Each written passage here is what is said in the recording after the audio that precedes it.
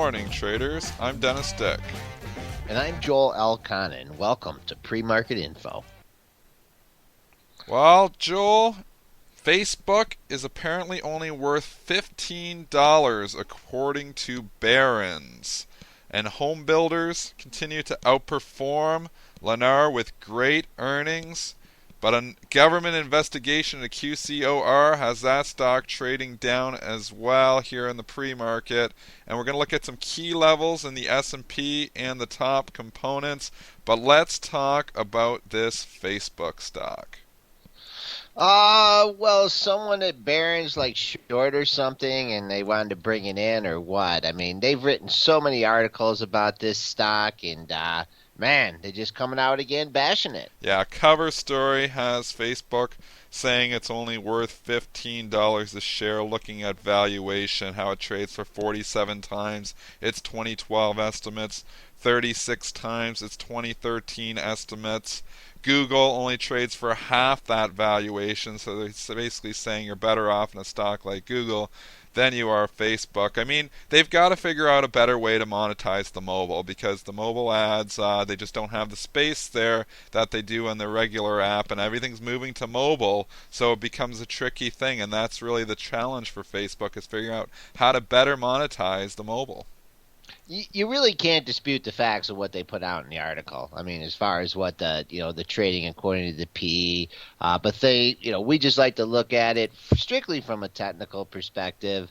That's all we're really good at. 21.72 has been the low that it hit in the pre-market. You did get a little bounce up to the $22 level. So keep an eye on that 21.72 low. That's looking at the pre-market chart. Looking at the daily, you do have a gap in there. I believe when Zuckerberg was speaking, you had a couple rallies in this thing, and you do have a nice gap to fill from 1958 up to 2028. So we'll look at that, call that whole $20 level support. And just looking long term on this, I mean, it's obviously not out of the woods until it starts showing some better earnings. So it's just really hard to argue Barron's point. I mean, we had multiple highs here kind of in the last two trading sessions as 2022s under the low 23s. It started to look a little bit toppy, obviously cutting through all of that this morning, getting down here to 21.88. I'd be scared to pick bottoms on this, like I've been saying. I would have liked it to go into the 24s to try a short, so I never did get a chance to get short the stock. But I just cannot be a buyer here on the dollar pullback. It's had a heck of a run from 17.50. Barron's does influence stocks. That is widely read. A lot of people probably nervous about their Facebook positions this morning, which is apparent since the stock is trading down on 600,000 shares, down a buck. It could have some follow through, so you've really got to be careful if you're picking bottoms or thinking that this is just a good buying opportunity. On a final note with this Facebook, you've had almost a 6-point rally since the 1755 low. So call halfway 2050, 2040, 2050 area. I think if that's where it comes down to and consolidates, that might be an opportunity to take a look at it again on the long side, because it did have a rally. It had the overall trend is definitely down, but you have a little rally going here, and now it's just testing the validity of that rally. Apple trading down here a bit this morning. We've talked about this 700 level for the last 5-6 sessions. Same thing again. We've pulled off of it. Now we're trading below it. It seems to whenever we get below it, it comes back up to it. Whenever we get above the 700, it pulls back down towards the 700. What's going to happen here? Is it going to be the same thing where people come in and buy it back up to 700? Well, as I talked about it in the weekly outlook, the fundamentals are changing a little bit. My wife ordered a phone online over the weekend, and her confirmation was correct, and they sent her the wrong color. So she's not feeling the love when they're making mistakes. She's not feeling the love, and she called up, and they told her go to an AT&T store to get the right color. She said, "Yeah, right," because they're sold out. And then also I just saw on CNBC there was like a fight in a factory, an Apple factory in China. What happens? Here's my scenario. What happens if they can't meet the demand for these phones? You're going to have some unhappy geekheads out here. I mean, that's what I'm thinking. I'm thinking that they don't have enough enough supply to meet the demand, and you're going to get a little bit of a sympathy playing the downside. Looking at the technicals, Dennis, I mean, you have 93.46 is Thursday's low. Yeah. We haven't hit that in the pre-market. Below that, you got a 6 point drop to 687.89. A lot of air in this stock on the downside. That's really the only thing you can say. Yeah, but it seems like every time it pulls back, it just finds buyers. So I just cannot get that bearish of stock until we really start to get into that whole area that you just talked about. When we start breaking down below 690, because the 700 area just continues to act like a magnet. One of these times, this magnet's going to break either to the downside or the upside. But the last 6 sessions, that's been the play. If you're buying it below 700, it's been the play to sell it to 700. If you're selling it above it, it's been the play to cover it back there. So, Would you take 745 versus 645? I'll take 700 before 690. You want to do that? Well, you got the edge on me I there. got the edge on you. I'm trading that You get magnet trade. 47 cents. I like that magnet. Well, I'll go 747 versus Okay, 690, okay, we'll do 47. that. See if All right, you I'm get. saying the magnet still holds and this thing gets back to 700. Joel's saying the magnet breaks today, so we'll see who's right. We'll bet our usual bet. Lennar, L-E-N, reports earnings, blows them away. These home builders continue to just rocket out 40 cents against estimates of 28. The low interest rates are loving that. Their margins are good. It's helping the demand with the low interest rates. Everything going right for the home builders. Yeah, and if you're thinking of shorting this stock, you might want to take a look at what KB Homes did. Was that on Friday? Boy, that thing just took off and never, ever, Yeah. ever looked back. Looking in the pre-market, boy, someone got really excited and got this thing up to 39.94. Yeah. If you go out to the monthlies, you have some resistance up here, minor resistance here at the $40 level. Keep an eye on that psychological level. Also coincides with the pre-market. This is another stock. I just keep an eye on the open. If it doesn't stray too far, on this, going down from the open, just be careful on the short side. Yeah, I just threw my order out there. I like that 39.90, 30 to $40 area. Above 40, I'd get out. That'd be my out. But I like that area as a potential short. That 39.80 to 39.95 area. Big rally in it. I think it could take it out today. I think it could go higher. So it would just be for a short-term trade. Maybe the initial pop up to 40. It gets a little bit of it pulls back after that, just like it did in the pre-market. So might do that in the regular session, but on the second or third time up of that 40, could take it right out. So I definitely would be looking at that 40 as my swing level off the hop. We should look at a couple of the other home builders. You mentioned KB Homes, but they're all trading up on these Lennar earnings. You could look at stocks like Ryland, RYL, just trading up a nickel here, but Toll Brothers, TOL, trading up. All of these stocks, like look at the Toll, Joel. It was breaking out on Friday with the KB Homes, and now it's looking higher here again. So these home builders look like they're going to be a source of strength. In a down market In too. a down I market, mean, yeah, the yeah, tape's you not have good, to. and these things are all trading higher here.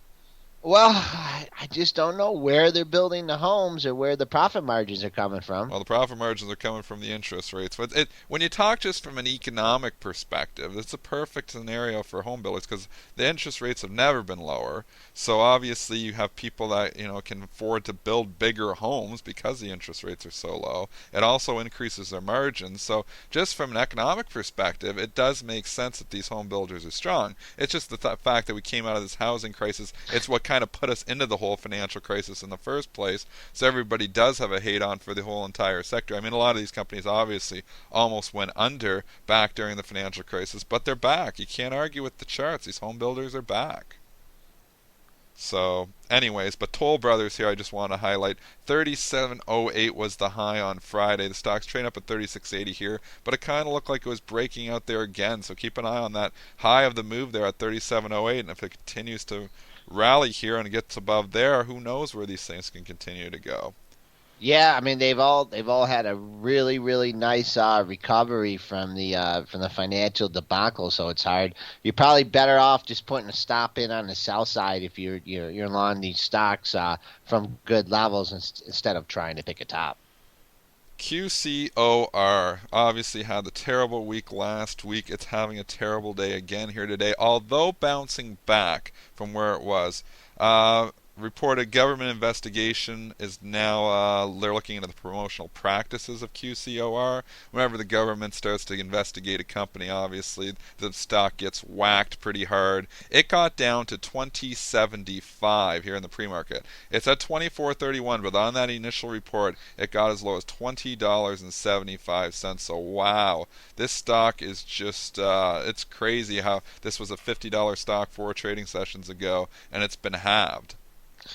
Yeah, whenever you start to talk about accounting practices or government investigations, I don't Yeah. know if I ever told you this when I was giving you some of the trading lessons back in the day, but accounting practices and government investigations are not really good things. Kramer always says accounting practices and equals sell. When you have a company let's looking into their accounting practices or government investigations get involved. It equals sell. We're not saying it equals sell here because it was already sold, it's already been halved, but it definitely doesn't equal buy. Wait till the dust settles. Wait till you get all the news coming out on this thing. It starts to form a bottom for a few weeks, possibly even, and then starts to drift higher. And maybe then you can dip your toe in. But, oh man, I just don't know if I could be a buyer anywhere in here. Well, you can't really sneeze at the volume. It's over 1 million shares in the pre-market. Taking a look at that pre-market low that you identified, 2075. Boy, that just on a short-term chart in the pre-market, you got a triple bottom there. That's going to be a good level. But before you tussle with that level, you're going to have to take out 2226. That was the low back on Wednesday when this stock had an awful day. So you got a couple points on the downside here. If you're brave enough to, try and buy it at 2226, there's nothing there for $2 at 2075. Coming back on the upside, we are currently trading at the highest level since it made that low. So let's just call it $25, 24.95, minor resistance. Got some good news out of TiVo. They settled their patent litigation with Verizon, and the stock is lifting up here in the pre-market, trading at 10.45 right now. Closed at 9.56, so it's up 9%. Actually, on that initial report, Joel, how high did that thing get when they just released that at 8 o'clock this morning? I thought it popped up almost to $11, did it not? Oh, Dennis, if you would have had your orders out there, perhaps you could have sold this stock at It got to 11.56. 11.56. Man, these pre-market spikes, these news algos, they definitely overpay sometimes, and they did in this case. I mean, they're picking off lower orders too, so it's probably still a profitable program overall, but they sometimes really overpay. So 11.56 Well, on that's they crazy. also might be short too, and they're just scrambling to get out as well. Well, I some mean, of for the them, cause. yeah. Well, I think sometimes it's the short. Sometimes you get the poor retail guy that it gets bought up, and then he might buy the high too. He's like, this thing's going to 13. I got to get out, and they panic. Obviously, there's some panic involved there if you're short the thing for sure. I mean, even the chart, if you looked at it, it had this uptrend going. Was starting to the last couple of days starting to look a little bit like the trend was maybe going to get broken. Well, not now. The stock pulling back up, but you can't love the tape when the stock gets up and bounces to 11.50. Now it's pulling back, and now it's only up 76 cents.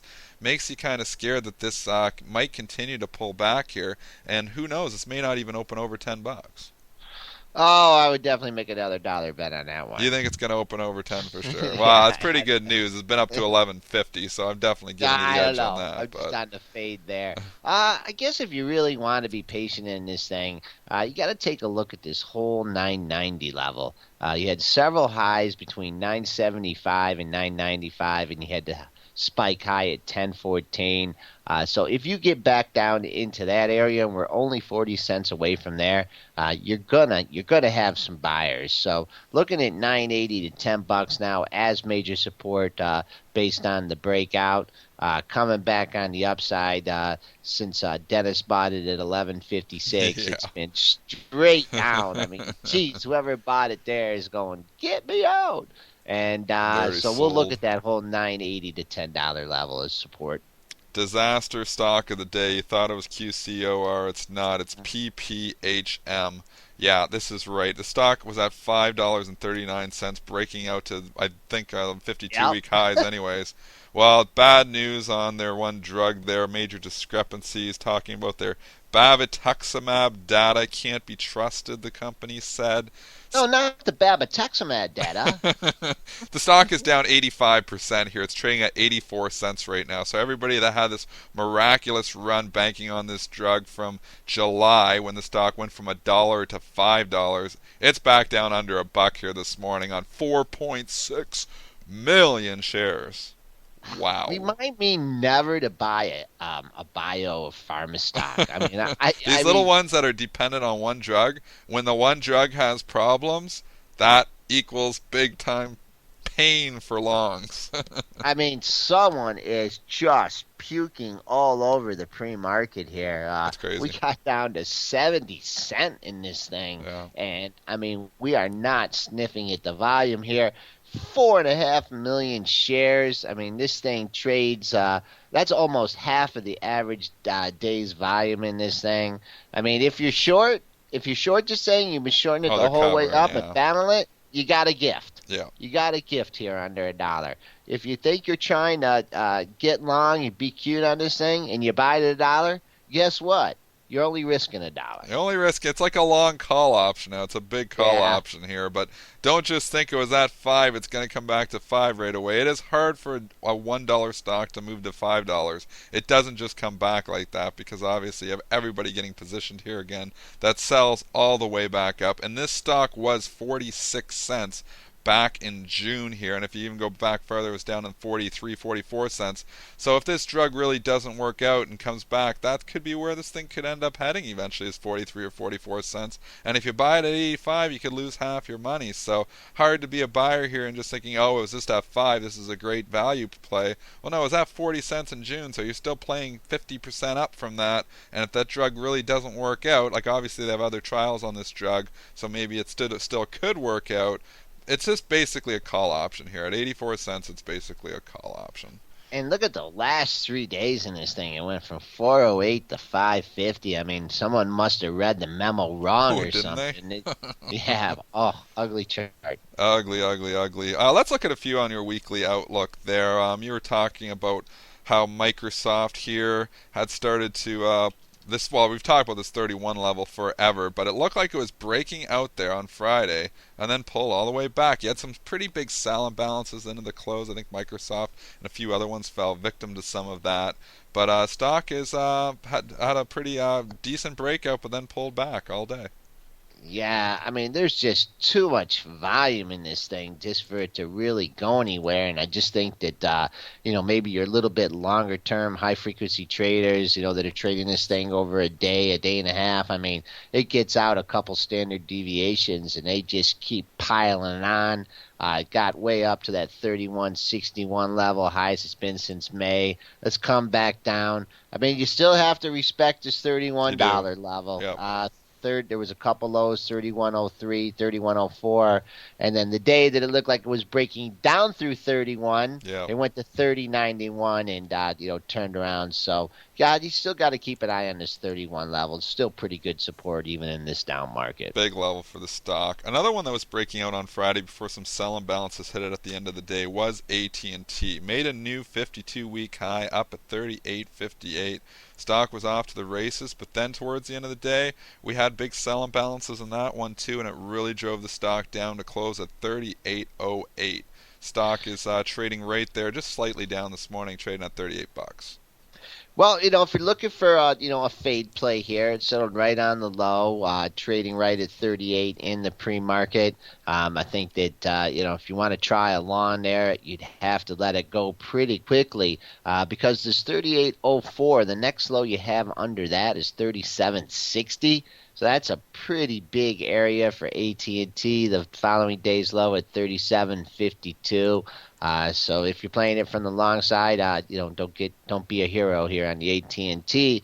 And then it'd be interesting to see if this thing trades back up. I think I'd still have to use that former 52-week high that held for quite a while, 38.28 as resistance. And what about Coca-Cola? That thing opened up or opened up flat there on Friday, but then just sold off the entire day, and then settling. I had a little bit of a buy and balance action and got to settle up at 38.08, but definitely weaker here on Coke all day.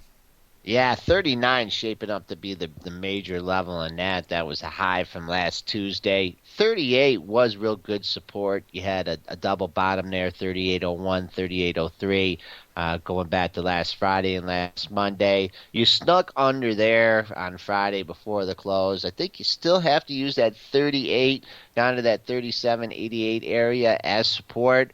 And then you also have some major support in this thing at 37.51 to 61. You had one, two, three, four lows in that area. So we'll see. Take a quick shot here at 38. If not, you're looking at good support at 37.50. Full disclosure, I do have a trading position on in Coca-Cola as well. Let's just do a little bit of market talk here. Overall market is pulling back here this morning to this 1446 area. We talked about this. You talked about on the weekly outlook this 1443 number being key here, Joel. Is that where the market's trying to test here this morning? Yeah, I think that is that 1443 and a quarter. That was a low last Thursday. It looked like the correction was just in full blown there, and I believe it was a couple of the oil stocks turned around and took Boom. us back up. Yeah. I mean, just under that level, there's no support down under that 1443 and a quarter. I mean, that doesn't mean that it's going straight to zero after that, but I think your longer term players will be looking at that area as major support. If we take that out, you had some old highs down at 1432 and a half, 1433 area, and still the whole level to focus on the upside. And talked about this as well in the weekly outlook. 4 out of the 5 closes last week were between 1453 and 1454. Lo and behold, we hit the high in the pre-market at 53.75. So that's really any rally up to that area is really going to be major resistance in the market today. Well, that's our show for today, folks. We'll be back with you guys. Oh wait, Dennis. I just Think saw it. you opened Apple out. has some news breaking, and Apple is Yeah, breaking that's down at right. The news is 688 right now. Breaking the right now, news Apple is that news. Dennis thought it was going to 745. Just That's ticked the down news. Apple 688. Joel, I owe you a buck. We'll be back with you guys tomorrow.